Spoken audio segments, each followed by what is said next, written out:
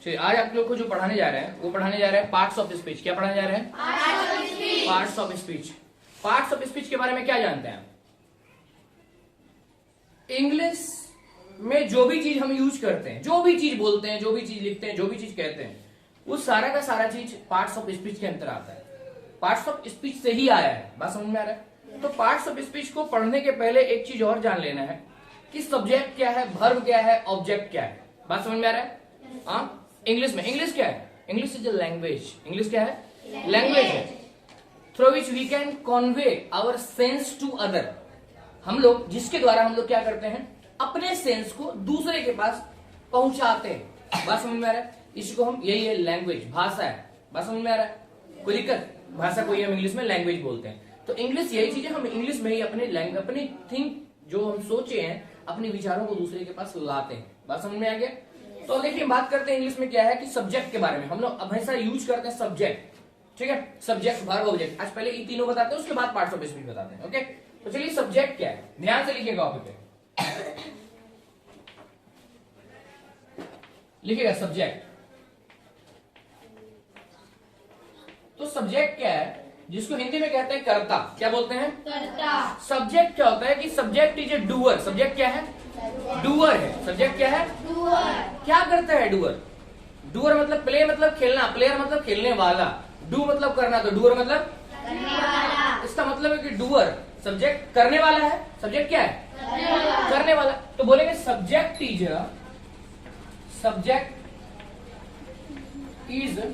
A doer of an action. किसको करने वाला? किसी कार्य को करने वाला, किसी एक्शन को करने वाला। समझ में आ रहा है? डूअर ऑफ एन एक्शन और या a describing word. Describing word of a sentence, जिसकी वजह से कोई सेंटेंस ड्राइव होता है। बात समझ में आ रहा है? जिसकी वजह से कोई सेंटेंस डिस्क्राइब होता है। बात समझ में आ रहा है? अगर एक बात बताइए, अगर मैं पढ़ाता ही नहीं तो कोई सेंटेंस बनता, राजेश भगत पढ़ाता है, राजेश भगत पढ़ा रहा है, मतलब मैं डूअर हूं, मेरे द्वारा काम हो रहा है, पढ़ाने का काम हो रहा है, देन एक सेंटेंस का निर्माण हो रहा है, इसी वजह से एक सेंटेंस बन रहा है। बात समझ में आ रहा है? तो मेन पर्पस सब्जेक्ट का होता है। किसी सेंटेंस को बनने का मेन पर्पस किसका होता है? मेन काम किसका होता है? सब्जेक्ट का होता है। सब्जेक्ट की वजह से वो सेंटेंस पूरा बनता है। क्लियर है? तो subject is a doer, subject कार्य को करने वाला है। किसको? ऑफ एन एक्शन, किसी कार्य को, या एक डिस्क्राइबिंग वर्ड है जिसकी वजह से वो पूरा सेंटेंस का निर्माण होता है। बात समझ में आ गया? ठीक है, जल्दी करिए। एग्जाम्पल देख लीजिए। अगर हम बोलेंगे Rohan is going to school. क्या समझे आप? रोहन स्कूल जा रहा है। अगर रोहन स्कूल जाता ही नहीं, जा ही नहीं रहा होता, तो कोई बोलता Rohan is going to school. इसका मतलब रोहन स्कूल जा रहा है, इसलिए एक सेंटेंस का फॉर्मेशन हुआ, Rohan is going to school. इसका मेन काम, तो ये वाला जो चीज है, ये क्या हो गया? सब्जेक्ट हो गया। क्या हो गया? ये सब्जेक्ट। ठीक है, अब हम बात करते हैं ऑब्जेक्ट का, वर्ब का। वर्ब क्या है? A verb is an action. Verb क्या है? A verb is an action और पोजीशन। और क्या है? पोजीशन। एक बात बताइए, एक्शन पोजीशन समझ गया सर? पोजीशन क्या है? अगर राम सोने के पोजीशन में है या राम बैठा हुआ है, तो क्या राम कोई काम नहीं कर रहा है? वर्ब है। राम इज सिटिंग, राम बैठा है। बस समझ में रहा है? बैठ रहा है नहीं बैठा है? जब आई एम गोइंग तो मैं जा रहा हूं, लेकिन राम इज सिटिंग मतलब राम बैठा हुआ है, मेरे अभी दिख रहा है कि बैठा हुआ है। समझ में आ रहा है? तो यहाँ पे क्या है कि पोजीशन भी क्या होता है? एक एक्शन ही होता है, पोजीशन भी। बात समझ में आ रहा है? तो क्या बोलेंगे? वर्ब इज एन एक्शन और पोजीशन। किसका? ऑफ सब्जेक्ट का,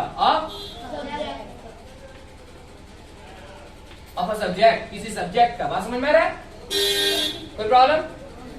ये है वर्ब। एग्जाम्पल में अगर हम बात करें, इसी एग्जाम्पल को उठाते हैं। राम, देखिए चलिए, राम इज स्लीपिंग। तो क्या है ये? स्लीपिंग क्या है? मॉड। स्लीपिंग क्या है? पोजीशन है। बात समझ में आ रहा है? हाँ, राम सो रहा है। मम्मी को बोलेंगे मम्मी राम कुछ नहीं कर रहा है। अरे सो रहा है, सो तो रहा है, कुछ तो कर रहा है ना, माइंड को रेस्ट दे रहा है ना, तो सोना भी एक कार्य है। सोना भी क्या है? समझ में आ रहा है? सोना भी क्या है? एक कार्य है। तो ये भी क्या है? वर्ब है। क्लियर है?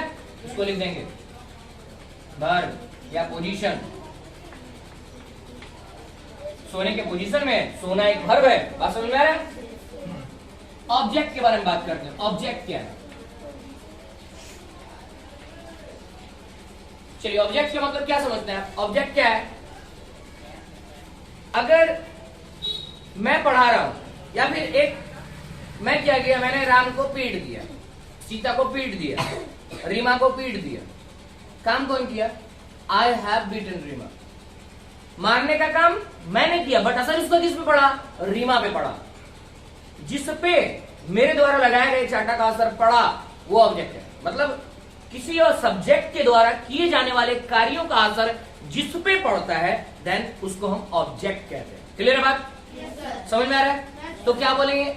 Object is a word and object is a word that are affected. समझ में आ रहा है? अगर हम एन बोलते हैं तो that is affected by the work of subject. Clear है? सब्जेक्ट के कार्यों से प्रभावित होने वाला जो शब्द होता है, क्योंकि पूरा पार्ट ऑफ स्पीच में शब्द ही आते हैं, जो शब्द होता है उसे ही हम ऑब्जेक्ट कहते हैं। बात समझ में आ गया? तो क्या बोलेंगे? An object, an object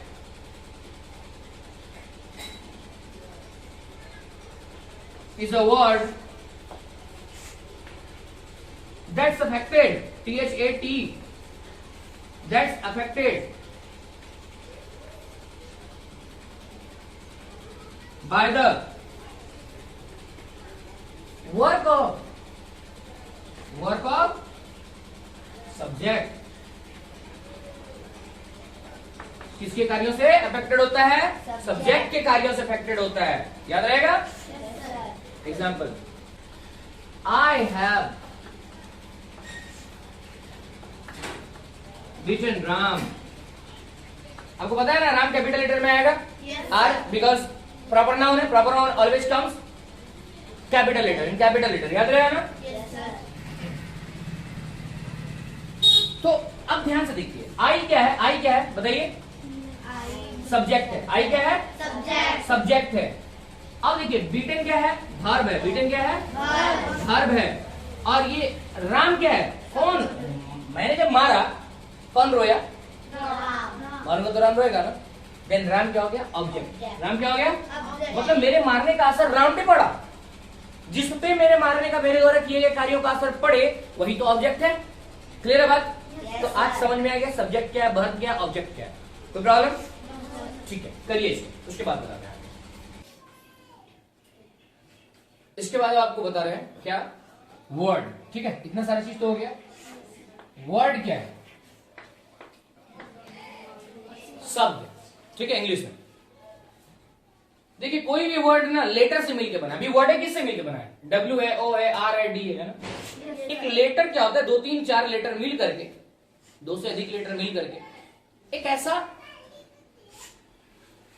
group तैयार करता है वर्ड लेटर का, जिससे कुछ मतलब निकलता है, जिससे कुछ मतलब। इसी को हम वर्ड कहते हैं। क्या कहते हैं इसी को? तो बोलेंगे a word is a group of letters.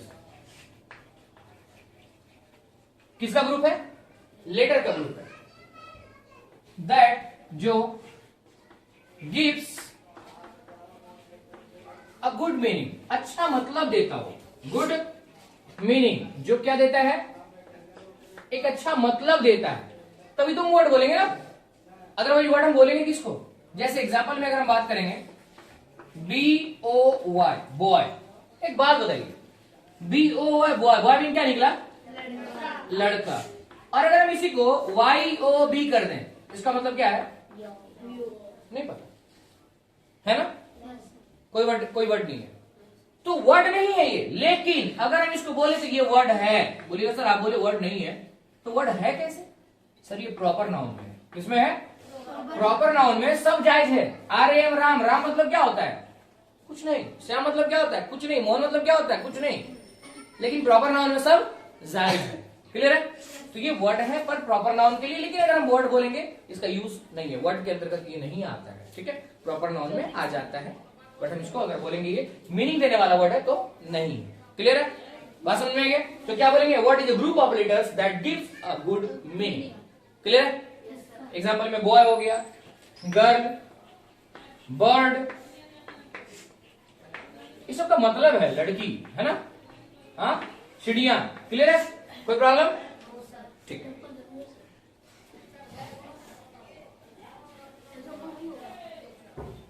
चलिए वर्ड हो गया। वर्ड के बाद आपको बता रहे हैं, वर्ड के बाद आपको सेंटेंस बता रहे। ठीक है, क्या है सेंटेंस? अभी देखिए, वर्ड जिस प्रकार लेटर से मिलके बनता है वैसे ही सेंटेंस वर्ड से मिलके बनता है। क्लियर है? सेंटेंस कैसे बनता है? बहुत सारे वर्ड से मिलकर के सेंटेंस का निर्माण होता है। तो हम बोलेंगे अ सेंटेंस इज अ, क्या बोलेंगे? बोलिए तो। A sentence is a group of, हाँ, group of words, group of words, WORDS, words that gives a good sense. क्या प्रोवाइड करता है ये? एक अच्छा सेंस प्रोवाइड करता है। एक सेंटेंस ना कुछ बताता है। जैसे एग्जांपल में अगर हम बात करेंगे, क्या GIRL गर्ल होगा। ओके, हो जाता है GIRL गर्ल, BOY बॉय हो जाता मिटाने में। ठीक है, एग्जांपल में अगर हम बात करेंगे तो एग्जांपल में क्या होगा? I am taking tea, I am taking tea. इसका हिंदी क्या होगा? मैं चाय पी रहा हूं। क्या हो गया? मैं चाय पी रहा हूं। इसका हिंदी हो मैं चाय पी रहा हूं। You are doing homework. आप क्या कर रहे हो? होमवर्क कर रहे हो। तुम होमवर्क कर रहे हो, आप होमवर्क कर रहे हो। तो ये क्या है? यहाँ पे आई सब्जेक्ट है, आई सब एक वर्ड है, एम एक वर्ड है, टेकिंग वर्ड है, टी भी वर्ड है। लेकिन इस वर्ड का इतना जबरदस्त, इतना अच्छे तरीके से, सुटेबल तरीके से अरेंजमेंट हुआ है कि इसका क्या निकलता है? एक मतलब निकलता है, एक सेंस निकलता है। आई एम टेकिंग टी बोलने के बाद आपको पता चलता है कि सर चाय पी रहे हैं, है ना? अगर हम बोलेंगे आई एम टेकिंग टी तो आपको क्या लगेगा? ओके सर, मतलब चाय पी रहे हैं तो आप बोलेंगे ना ओके सर पी लीजिए। समझ में? तो सेंस का पता चलता हो। जब एक सेंस निकले तो हम इसका अरेंजमेंट बेस्ट होना चाहिए। अगर अरेंजमेंट नहीं है सुटेबल तब इसका भी कोई मतलब नहीं निकलता है। वर्ड का कलेक्शन तो हो जाएगा। अगर हम ऐसा दें टी, एम, टेकिंग, आई, कुछ मतलब निकला? इसका मतलब निकलना चाहिए, ऐसा अरेंजमेंट होना चाहिए। क्लियर है? सब्जेक्ट, वर्ब, ऑब्जेक्ट इस तरह का होता है। क्लियर है?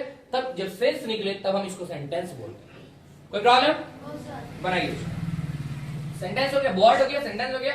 अब उसके बाद आपको बताएंगे ग्रामर। क्या है ग्रामर? समझ में आ रहा है? ग्रामर तो सब पढ़ता है। ग्रामर क्या है?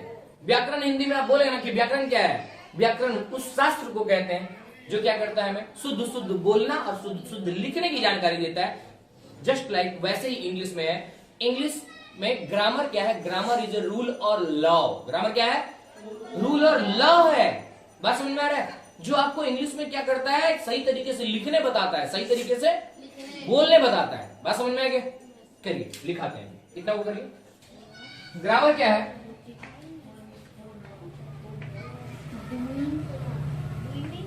दीपिका,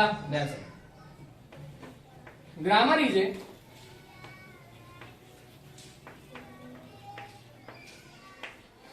रूल और लॉ। ग्रामर क्या है? दैट डिटरमाइन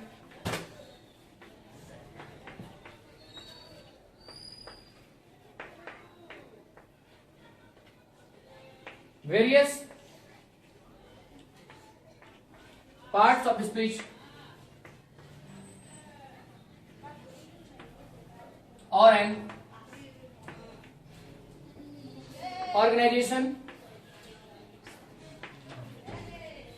ऐसे TION भी होता है, ZTION भी होता है। ओके, ऑर्गेनाइजेशन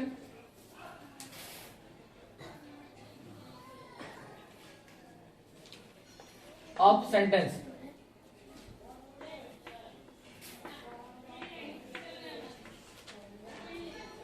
ग्रामर एक रूल है, रूल और लॉ जो डिटरमाइन करता है इस बात को, वेरियस पार्ट्स ऑफ स्पीच को, कि कैसे हम अलग अलग पार्ट्स ऑफ स्पीच का यूज करते हैं और उसका क्या बोलते हैं ऑफ स्पीच और एन ऑर्गेनाइजेशन ऑफ सेंटेंस, और कैसे किसी सेंटेंस का निर्माण होता है, ऑर्गेनाइज होता है कोई भी सेंटेंस। बात समझ में आ रहा है? कोई प्रॉब्लम? करिए इसको। तभी तो हम कोई भी सेंटेंस सही लिख पाते हैं कि कहां पे यूज होगा प्रीपोजिशन का, कहां पे यूज होगा वर्ब का, कहां पे यूज होगा सब्जेक्ट का। तो ये हमको ग्रामर बताता है। कौन बताता है? ग्रामर वही नियम प्रोवाइड करता है मेरे को। करिए इसको। अब इसी ग्रामर का ही 3 मेन पार्ट था। There are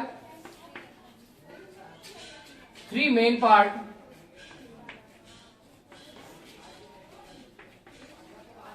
of sentence. इसी का 3 मेन पार्ट था। कौन कौन? इसी का 3 मेन पार्ट जो बढ़ा है अभी, सब्जेक्ट। क्या? सब्जेक्ट, दूसरा वर्ब, और तीसरा ऑब्जेक्ट, जो कि हम तीनों आपको बता दिए। क्लियर है? करिए स्टूडेंट। क्लियर हो गया? तो आज तक इतना ही आज, ठीक है? इसके बाद कल बताएंगे। कोई प्रॉब्लम? कंप्लीट करना है, यहां तक क्या कर लेना है? कल कंप्लीट करना है।